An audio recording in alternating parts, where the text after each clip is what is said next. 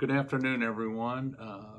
Mayor Buckley here. I'm back in the mayor's office. We're going to give you another uh, update on what's going on in the city. I'm here again with Tim. It is Monday, July the 25th, a little after 1 o'clock. And I want to start off with COVID update. As most of you are aware of, COVID is making its way back through the rounds. So this variant is called BA.5 and very contagious. So we ask that you be careful. If you come into a municipal building, if you are sick, we ask you to please don't come in the building or attend any meeting that the city is hosting until you feel better. There are not any restrictions in place by the city of Beech Grove. We are open for business. All of our departments are functioning normally, and we hope to keep it that way. We are not requiring any mask, and we are not requiring any businesses to close. So we're wide open. COVID, the last time I talked to you about an update with COVID, COVID is here to stay, and it looks like it'll be an annual thing that maybe we get vaccinated against, but it's not going to go away. So I wanted to touch base with you on that. School begins in Beech Grove on Wednesday. If you've noticed, over the past 2 to 3 weeks, there have been about a half a dozen people that have been killed by getting struck by vehicles through Marion County. We had one this morning on the west side of Indianapolis. So please be careful. The time of the morning that kids go to school, the sun is positioned just right to where it blares in your eyes and you can't really see if you're heading east. So please be careful. Watch the crossing guards that are on the corners, assisting kids cross the street, and please be careful. This Saturday at 10 a.m. down in Sarah T. Bolton Park, we are going to host a peace walk. Come down to the trail, walk the trail with us. You don't have to walk the entire trail. You don't have to walk much of it. Matter of fact, you don't even have to walk the trail at all. Come down with us because we're going to do some prayers and we're going to talk about violence in Marion County. We had a press conference last week and the message was that we are tired of this violence and we are praying that it stops. Violence in Marion County affects every single one of us. So come down. If you have a family member that has been a victim of violence, we ask that you come down and talk to church leaders and tell them your story. There's no charge, there's no special shirt to wear, but come down and you'll be able to pray with local ministers and you'll be able to talk about the violence that is taking place in the streets of Marion County, and we ask that it stops. So I wanted to get that across to you. I want to stop for a minute, and then I want to come back and talk to you about the incident in Chalice Park and the incident on South 3rd Street over the weekend. So I will be right back. Thank you. We're back, and I wanted to touch on 2 acts of violence that have taken place within the last week in the city of Beech Grove. The first one, and most of you are aware of, is the incident that happened on the 17th of July down in Chalice Park. This happened a little after 9 p.m. There was a wake that was taking place to celebrate the life of a young man who passed away about 2 or 3 days before this event. A large crowd had gathered in Don Chalice Park, and there was a white Toyota Camry that had parked across the street on Charnwood Parkway. This vehicle had up to 3 people inside the vehicle. Hard to see because the windows were tinted. That vehicle sat on Charnwood Parkway for approximately 30 minutes. Then it moved over into the parking lot at Chalice Park.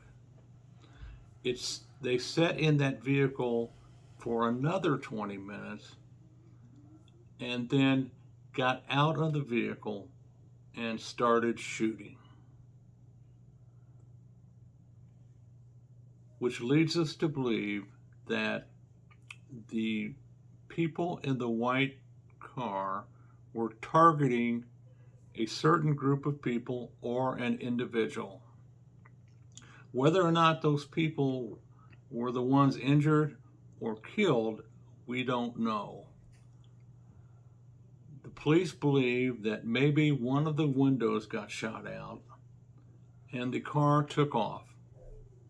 I have not spoken with the chief this morning, so I'm not sure where the investigation is, but it's safe to say, from my perspective, is that there has not been any arrests made, and I know they are working diligently on this, but we need your help. If you know any information about this crime, we ask that you call 262-TIPS, 262-TIPS. Your tip can remain anonymous, but any tip that you may have could help us lead to the people responsible for this homicide. Speaking of homicides, this was the first homicide in Beech Grove in 2022, and I hope it's the last. In 2021, we did not experience any homicides. In 2020, we had 1 homicide. So, in comparison to the area around us, we are doing good. However, we always have to keep our guard up. I believe that life is better here, and we are a safe community, but sometimes violence finds us. So we have to pick ourselves up off the deck, brush ourselves off, and keep moving down the road. And we have to do whatever we can to try to minimize bad things that occur in the city of Beech Grove. So again, a recap on Chalice Park incident. 1 person has unfortunately passed away as a result of this senseless act of violence. 3 people were injured as a result of being shot. Those 3 people are expected to survive. We have no arrests that have been made pursuant to this case. The detectives are working diligently to try to determine who is responsible for this act. And when they do, and I have every reason to believe that they will, I expect the Marion County Prosecutor's Office to prosecute these people responsible to the fullest extent of the law. There was another senseless act of violence that occurred Saturday evening on South 3rd. For whatever reason, 2 neighbors got in a dispute in the 100 block of South 3rd, Saturday night. I'm led to believe that alcohol was involved as well. But anyway, instead of just going back in their homes, that wasn't good enough. They decided it was an appropriate time to pull out their weapons and start shooting. So that is the most asinine thing that I have heard in a long time. People like that shouldn't live in this city. to get your guns out. It reminded me of the Wild West, and we should not tolerate this.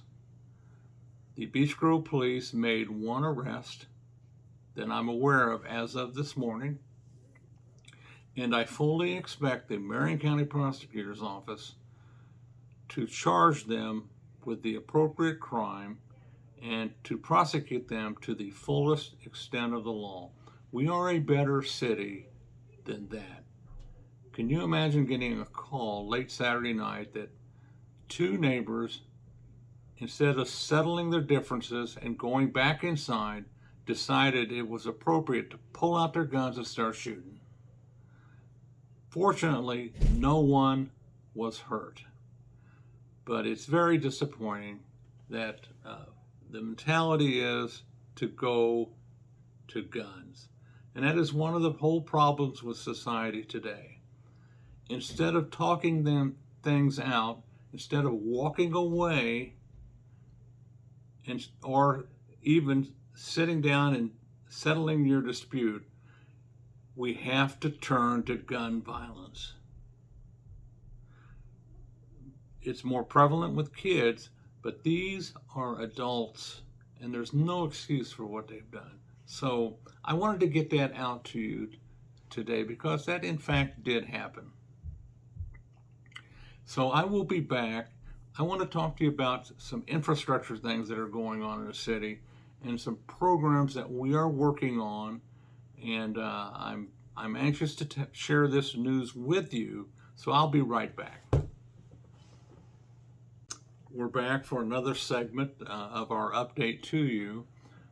And if you live on the far south side of the city of Beech Grove, you'll notice that work began today on the Thompson Trail. Finally, this has been a long, drawn-out, difficult process, but it's underway as we speak. They are working on installing a bridge over the small tributary that runs right before you get to 9th Street at Thompson. To recap the project, there are no sidewalks on Thompson Road. So we are going to install a path on the north side of Thompson Road from Emerson Avenue to 9th Avenue. And the sole purpose of this project is to get people off of Thompson Road onto the path. This will make it much safer. I applaud the Indianapolis MPO and INDOT for funding this much needed project. Work should wrap up by the end of September, so it won't take them long to do it. At our next Board of Works meeting, we will approve the bid that was submitted by Grady Brothers for our 2023 paving project. This is one of the largest paving projects that we have done. And when we complete this project, we will have repaved or completely replaced 89 roads in the city of Beech Grove since the first day of 2012. Some of the roads that will be redone are Elm Street, Killian Drive from Ash to Elm, Grovewood Drive from Grovewood Place to Emerson, Cleveland Street from Churchman all the way back to the cul-de-sac, and there are a few more roads. One of them is Byland between 9th and 6th. So we are making great headway, and we look forward to this project. And by the way, the last road on this project that will be done is Hornet Avenue. Hornet Avenue is a road that is taking a beating. With all of the construction going on, heavy trucks have really broke down that road. So by this time next year, we will have a new road in that area that runs all the way from Emerson Avenue east to the high school.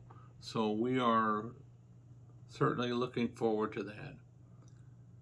The Hornet Greenway is well underway. We had our first design meeting and NDOT submission on the plans extending the trail from Emerson Avenue all the way back around Hornet Park Elementary School, behind the high school, and back out to Churchman Avenue. This is going to be a wonderful project, and I told the superintendent the other day that once this project is done and the school board looks back at it, they are going to be so happy that they participated in this project. So we're really looking forward to that. Those of you who live down in the area of Grovewood and Grovewood Place, sometime in the next couple months, we will be doing some extensive sewer work on Grovewood Place. We have a combination sewer system, both sanitary and stormwater. We are going to separate that to where the sanitary sewer system will only collect wastewater. Stormwater will not be introduced into that system anymore. It was several years back. We are separating it to get out of that situation. So that will be taking place in the next couple of months. Those of you who have been out to the community center, you know that we have taken the entire parking lot out. Big project. It's a joint project between the City of Beech Grove, the Redevelopment Commission, and Beech Grove City Schools. We had to correct a drainage problem under the parking lot. That has been corrected. They are installing curbs today, and then the rest of the week they will be doing the final grade to prepare the parking lot for pavement. So we are looking forward to the completion of this project. The community center has been closed for about a week because they are wrapping up construction of the Hornet Park Elementary School and Early Childhood Learning Center. They had to rearrange the road that leads up to the school, so we have had to take a break here temporarily so they can come through there and get completed. So those of you who have elementary school children that attend Hornet Park Elementary, on Wednesday you'll start bringing your children over to the school. Please be extremely patient with the process. The school is still under construction. Buses and vehicles have to share this area, and the Hornet Park Community Center parking lot will not be accessible. It will be sealed off to where you can't come onto the lot. So please be careful. I think you're going to be very happy with the finished product that comes once we pave the parking lot and stripe it. We have increased the parking ability. We have made it better for those who have disabilities, and we have corrected an age-old drainage problem. So I will be back for a final wrap-up and talk to you about the new police station, what's going on over at Amtrak, Beech Grove Little League, and the Beech Grove Girls Softball Association. We'll be right back. I want to do a final session with you today to talk about a couple of very relevant programs that are going on. The first is, and all you have to do is come onto Main Street at Emerson and you will see that our new police station is under construction. I go down there every once in a while and I watch it. I don't really know what I'm watching, but uh, the construction is moving along.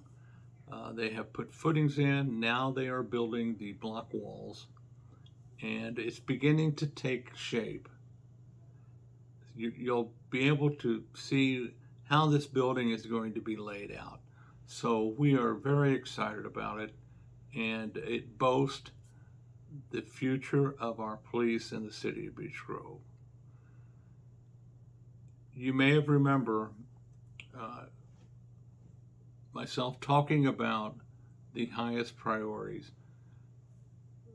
This term, my highest priority is our police and your personal safety. This goes a long way with this new building in fortifying our police department over the next 25 to 30 years. So I'm very happy about it, and I cannot wait until it gets done. We project that it will be done probably by early fall of next year. So we continue to watch it grow, and we are very excited about it. Our friends at Amtrak are investing millions of dollars in the Beech Grove facility. They are doing so many security upgrades, and that was a result of that bad fire they had about a year ago. I don't know if you remember it or not, but it was a substantial loss. Amtrak is installing new security fence completely around the property. You can already see it down on the north end. It's absolutely beautiful. They have replaced several tracks. They have just completed repaving and putting curbs in the parking lot on the south side of the property. And pretty soon, they will be installing signs at the intersection of Garstang and Emerson up on their property and down on the north end of the property. We have asked for several years that signs be installed to identify the property, and they are finally doing it. And these signs are very nice. The sign at the intersection of Garstang and Emerson will be lit at night. So I'm very happy about that. You know, Amtrak is America's railroad, and we should be proud of that. It serves 522 good paying jobs and contributes over $100 million annually to the local economy. So, yes, I support Amtrak, and we all should support Amtrak. So I wanted to talk to you about that today as well. Recently, the City Council did a couple of really good things. The first thing is they issued a check, or they're going to issue a check to Beech Grove Little League in the amount of $20,000 so they could buy a new Kubota and accessories to work on the diamonds. Recently, the freestanding two-car garage was completely redone on the outside except for the roof and has recently been painted. That was a major upgrade to the facility.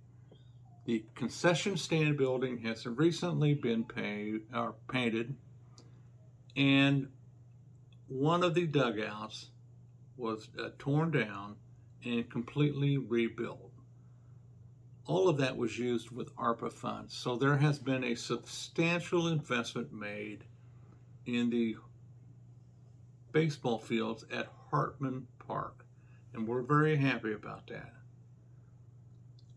The City Council also awarded $50,000 to the Beech Grove Girls Softball Association so they could replace all of their dugouts. This is a nice investment on behalf of the association, and it is a nice investment on behalf of our City Council. This was done as a result of using ARPA funds. So very nice, and we look forward to the completion of this project. I think it's really going to set those diamonds off, and we're very happy about that. So, and the final thing I wanted to talk to you about is I have been mayor. I'm in my 11th year as mayor, and if I'm counting right, we have been through 10 State Board of Account audits,